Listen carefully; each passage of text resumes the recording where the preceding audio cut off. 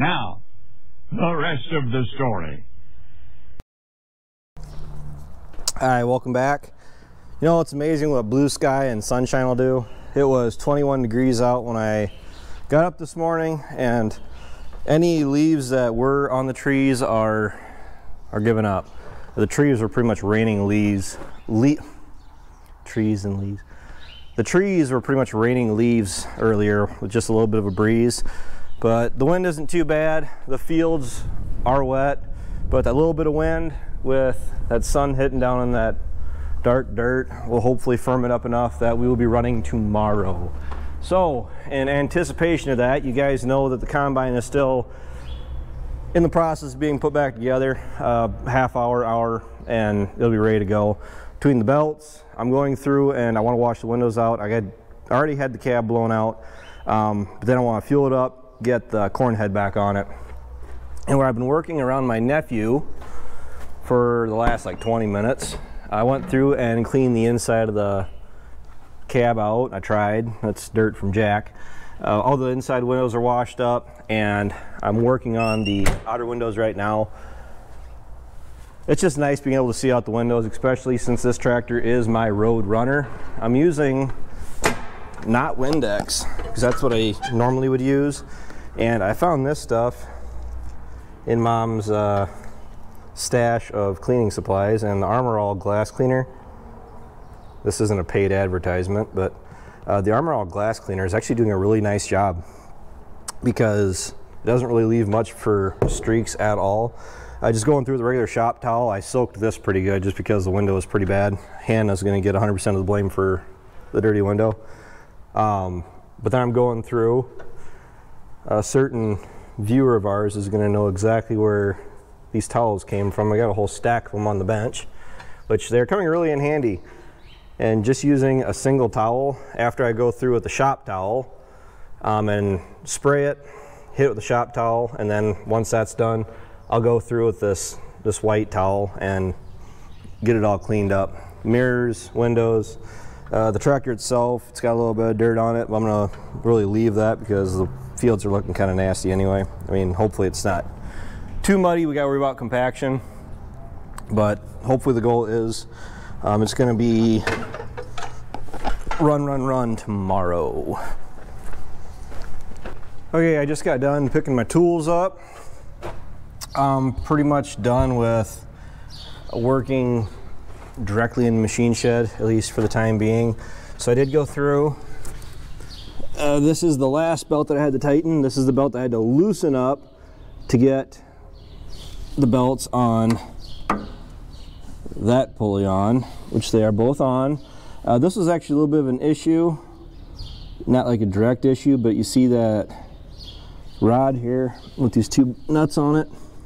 If I can do this without blinding you guys, I think the threads are a little messed up about halfway up because I had a heck of a time getting those back on, and we don't have any impacts that are long enough to really run those on, so it was all by hand. And I don't know what the deal is because both of them they got pretty tight halfway up, but this part is done. New belts are on, and you really can't tell. I mean, this one looks like it has some issues going on, but it's really not a problem because I was standing on it. And what happened was it forced these apart. So when this makes a full rotation, the spring is actually gonna get these tightened up again.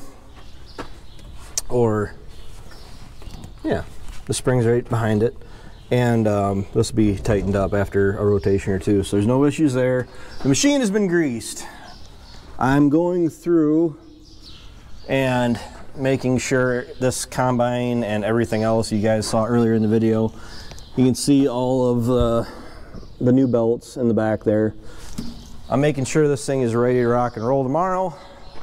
So greased, oil checked, new engine, inner and outer air filters. I need to put the shields back on it.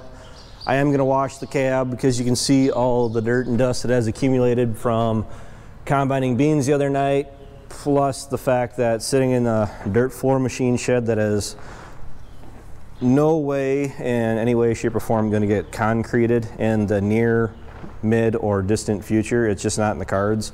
If we're going to spring for the money to put concrete in the shed here, we'd rather just put that money towards an actual shop and just convert this back to just machine storage. So it's down the road a ways. I got a lot bigger, we all got a lot bigger priorities on our mind than worrying about concrete in the machine shed. So we got to go through this angle so the light isn't blinding you. I'm going to go through and lock the head up again. This is the Contour Master. It's got the 2 buttons on the handle in the combine that you can use to tilt the head left or right. Really nice for when you're combining soybeans, especially with the 20 plus foot head. Allows you to follow the contours a little bit easier. So all I got to do is loosen those 2 bolts right there, slide that into that pin. You guys can see that. And that will keep the head from moving. Now our combine has an issue. It's been an issue ever since day one. We've asked the mechanics at the dealership about it, and they all kind of give us puzzled looks and really don't know what direction to tell us to start looking. But this is what we did. This is our cure for that, because when that head tilts and jams back and forth, I mean, even with putting that pin in, because we do not want that head tilting. Every time we go and hit the raise to pick the head up, the head will jerk to the side, and then you gotta manually level it back out. Negotiations have broken down, and we actually took these 2 hoses off that go to the Contour Master, that little cylinder on the front of the head, and we can actually shut them off altogether. So that is no longer an issue. Also, I've had some questions. It was a while back, especially, well, it was back when we were doing all of the maintenance on this stinking thing. But maintenance is pretty well done. This is in-season maintenance. It's stuff that you should always be looking over and just making sure that everything is going to run properly. But I think it was Luke Strawwalker down in Texas was asking about the head. Actually, I think the Dairy Boys mentioned or asked about this too. I think they actually asked my dad. But when you go to raise and lower this head, if it seems like it has a delayed reaction, I mean, going down is, you know, pretty straightforward. Down is easy, up is kind of difficult. Well, when you have the corn head, the bean head on this, and maybe it's a new to you combine, or it's been like it since you've had the machine, if you go to raise the head up and the head just seems like it really struggles or it really takes its time to raise back up, what you do to alleviate that is drop the head all the way down the ground, get it all the way down, and then what you do, see, I haven't done it yet, but you tighten this valve all the way down, and that allows, if I'm saying this correctly, this nitrogen cylinder, it allows the head to float. That's really important when you're running a flex head, a bean head like that, because what it does is it allows the dial-o-matic on the combine to raise and lower on its own without you having to manually control it, and it allows it to follow the contour of the fields. Really great, especially for soybeans, because you have to keep the head right on the ground. You don't have to miss very many, well, you don't have to have it very far off the ground. I'm talking inches, and you're losing bushels, and not just 1 or 2 bushels. It's really easy to lose 5 to 10 bushels just from not having that head right down on the ground. So anybody that has this style of a combine and the head, like you say, if you got your corn head on and you can't get the head to pick up very fast, see if you have one of these. I'm not sure if all these machines have this, but just drop the head all the way down and tighten this up and see if that fixes your problem. The diagram or the sticker for it is back here. It tells you how many turns you're supposed to have the valve open. We close it down all the way on the corn head, even though it does say open 1 turn. We all prefer that immediate reaction with raising and lowering the head. We don't want the head to actually have to think about it. This is part 2 of like a 3 or 4 part video yet, so I want to address the Hannah video. Who's Hannah? Hannah is a girl that she actually came over and helped us for a day about a month and a half ago. She contacted Ryan. She had to do a job shadow through her school. That's how she even had a chance of coming over and helping us, because we get plenty of people that just want to work for us, and that's just not the case. We're not looking for full-time, part-time helper at all. So Hannah was here to learn, and we learned her as best we could. But you guys last saw Hannah. She went through and she made a chain for us. So I've done this probably 3 or 4 times in my lifetime, because we had a 535 baler, which is absolutely terrible. This has been replaced. This is the 3rd chain that's been on this baler now, and people were asking about the tensioner. They didn't think I ran this the right direction. Yeah, I did. I just didn't show it in the video because that video was over 30 minutes long. But it was easier, especially since we were short a link. I really haven't addressed it because honestly, it's on, it works, it runs, it'll be fine. But even in the past, when I do this job, I never put the chain on the tensioner, just because it allows you to put it on easier. And then all I do is I put a crescent wrench on this piece back here. You can see it's missing the paint, and I just pull that back and then I slip the chain on. So it didn't take very much to do it. I do know the sprockets are going bad. I'm going to try to squeeze just a little bit more life out of them. A day and a half of baling, and this baler will be done for the season. I will go through and clean off all the corn fodder, all the crap off of it. These 3 chains on this side are new. Dad did a pretty good job at getting this piece bent back that Ryan and Hannah had broken. So I might touch that up with a little bit of paint so it doesn't just sit and rust. But this baler has to be gone through, greased, and everything else. Yes, I got a flat tire. I haven't ran those tires on the ground yet since we've had this baler. I go through, they're set to where they're all right, but I don't really run them on the ground. And to be honest, I really might take that and at least try pumping it back up. It's got a bad stem on it, so I actually control the pickup height myself from the tractor. I adjust it throughout the day because I do not like replacing teeth, and that's exactly what's going to happen with this thing too. Before we go into next year, I'm going to go through, replace all new teeth where it needs new teeth. I'm going to go through and clean off all the dirt and chaff now. These 2 chains on this side may very well get replaced. It's awfully darn close. I do have that laser, that heat sensor. I went through and checked all the bearings the other night. Everything is fine. I did have the one on the other side with the chain. When the chain was going bad, it was a pretty good indicator what was going on there. The chain was slapping and it was causing excess heat. So yeah, I know that tire is flat. That isn't anybody's fault. And this baler is going to be ready to go. I am pretty conservative right now as it stands as far as spending money at the end of our harvest season. You know, typically that's when you have a little bit of money to spend. Maybe, possibly, sometimes you owe more than what you made. That doesn't seem to be the case, but I do not get excited until harvest is done and all the grain is across the elevator and I have the check in hand or it's in my bank account. But one purchase that I am looking really serious into, I've actually already looked fairly serious. Oh, you guys aren't even looking at me. One purchase that I've actually looked really serious into already is an acid applicator. I really do believe that is going to help. From the handful of people I've asked about it, it's hard to find anybody that has really done it. I've asked people that have done it in the past, which they said yes, it helped, but that was before you had that buffered acid, or it was. So he said that the 2 people that have done it back when it first came out said it did work all right on the hay, on the feed. It helped with the quality, but it just ate your machinery up. And I will not do something that is going to chew up our equipment because stuff's paid for. I really don't want to have to go and buy a new one and shorten the service life on any of our machinery as it stands.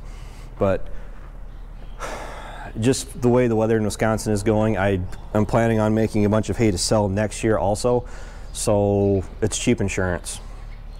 To me, I think it's very cheap insurance. So knowing that the hay you're making isn't going to go to crap. So All right, I'm gonna get back to you. All right, time for the last segment for tonight's video.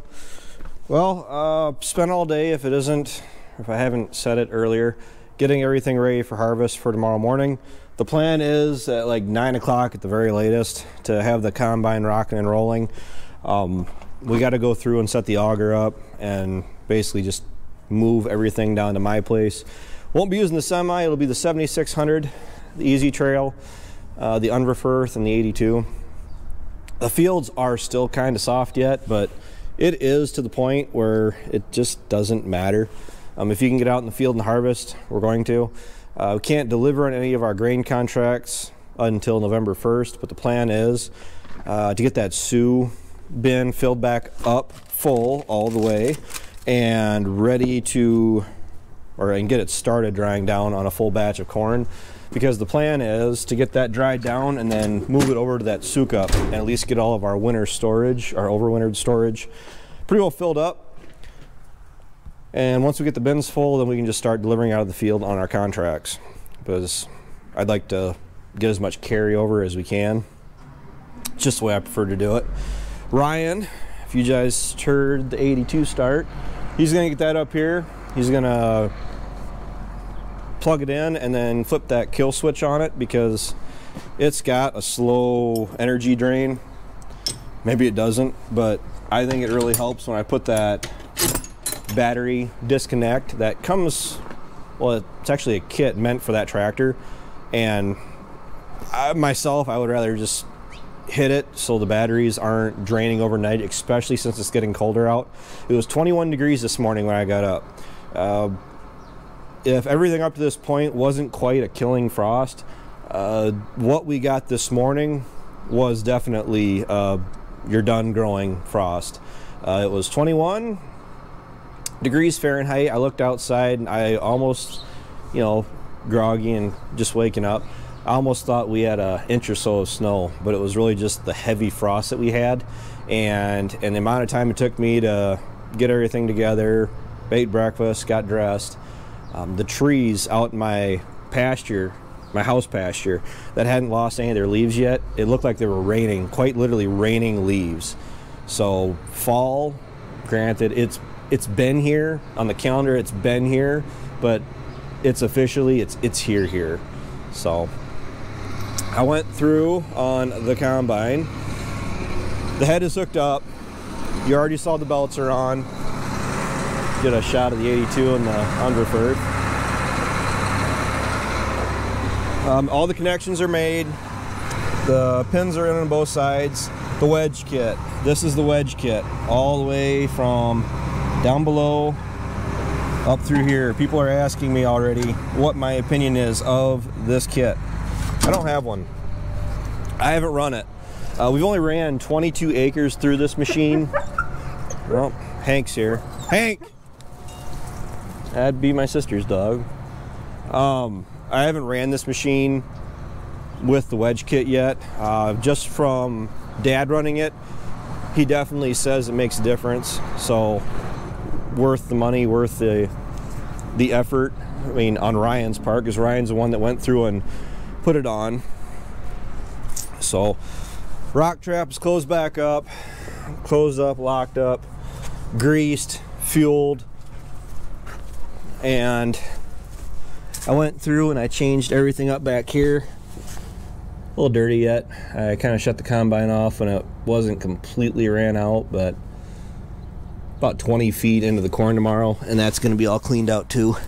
So my last project for tonight, because the sun is getting low and I've been wanting to get this done, brought the JCB back to Rockville. It's been done at my place. I've been using it for everything, and because we've had all this rain and this wetness, mud, I got the tracks and the undercarriage is all full of mud, and as you guys just heard me say, it was 21 degrees this morning. I have very little experience with tracks, but of that experience and what I've heard about them, you need to make darn certain that all this mud that you're seeing up in here, that's all built around in all the nooks and crannies, needs to be out of here. Because what likes to happen, and this is all secondhand knowledge, what I'm getting told, maybe it was just scare tactics to make sure that we keep it clean, but these like to freeze solid if you get them full of dirt and everything. Granted, this isn't mud, but if, let's say if I went and hauled manure or pushed dirt or something and got this just solid full of wet dirt, mud, whatever else, and then let it sit all night last night when we had down in the 20s, my biggest concern is this freezing solid. Then we can't move the machine. So, well, essentially that's what that means when, you know, frozen solid. So I'm going to go through, I'm going to hit this with, not really sure if I need the pressure washer or if just going through and hitting it with the water hose and some hot water. I got a scraper. I had a barn scraper here, I think I left it up in the shed, and get this all cleaned out. This hay is from moving bales down at my place, but I'm gonna go through, get these cleaned up. I have some bales in that outside shed that you saw last night. I'm gonna move all those hay bales around so we can go through and stack a bunch of those fodder bales in there, and I'm gonna call it a night. I'll save this for last because if I'm washing this off, it's getting colder out anyway. If I do end up getting completely soaked, I can just probably call it a day anyway. So that's it for tonight. Start looking forward to harvest videos, I hope. I mean, everything has been gone through and checked and rechecked. So hopefully we'll have another fun run of harvest. And then once we get a bunch of corn done, harvesting done, it opens the door for me going through and grinding up corn stalks again, because we'll be down at my place, ideally, hopefully. Get stalks cut, get them raked, baled, and hauled in. So I want to be able to put cows out in the field down at my place. So that's kind of the short-term goal right now, other than just getting some of this crop off the field, because I think everybody is just getting a little bit nervous for having as much of our corn in the field as we do yet, and it getting as late as it is. So with that, thanks for watching, thanks for tuning in, thanks for supporting the channel. If you guys don't like hitting that like button, if you'd rather comment, or if you would rather not comment and just hit the like button, go ahead and hit that like button, because it sure does help the channel out. It definitely helps me out, as it does keep the channel and the views from going stale.